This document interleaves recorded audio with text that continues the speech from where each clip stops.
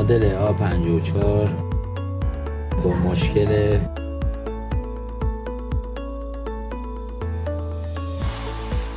ریستار ممتد نه، هر از گاهی، یعنی وقتی باش کار کنی یه دفعه تو دستت رسید میشه.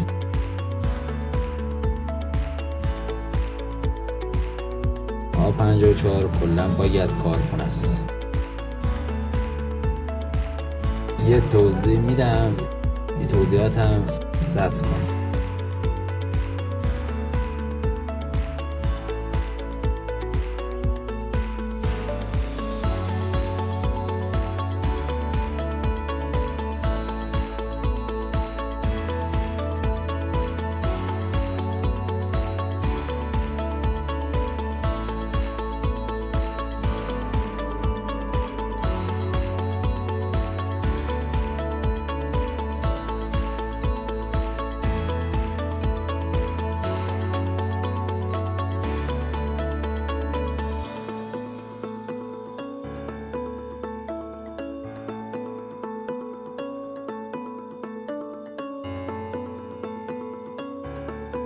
A54 کلن فابریک از تو کارخونه این باتری رو چسب که میکنن، چسب زیرش فاسد میشه.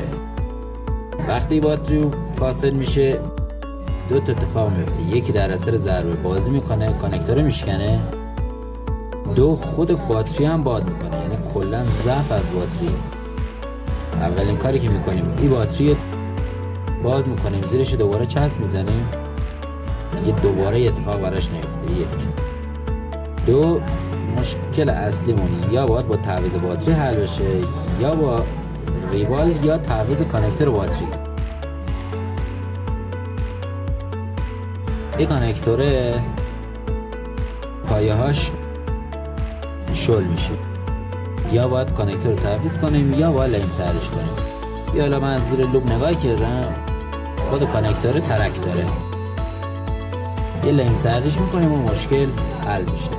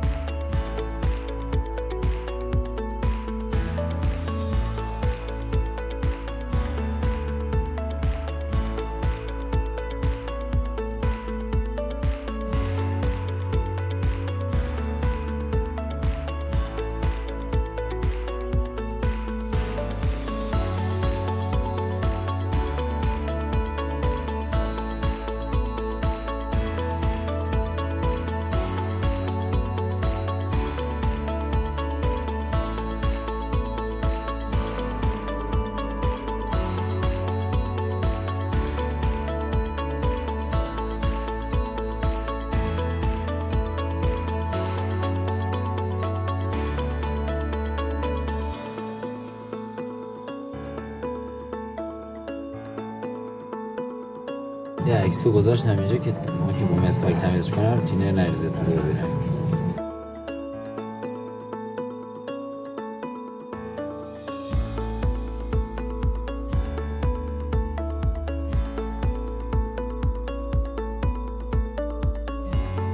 خب یه کانکتور الان ریوال شد،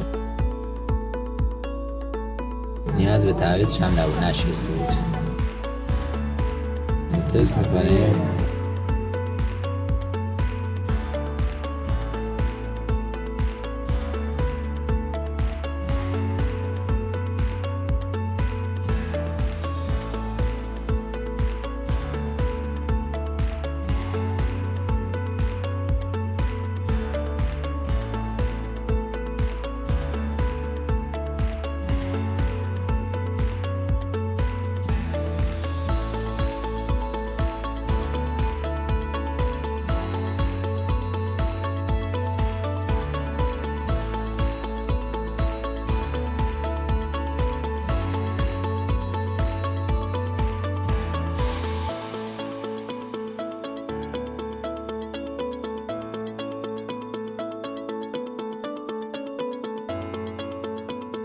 صحیح و سالم. این انگشت قشنگه.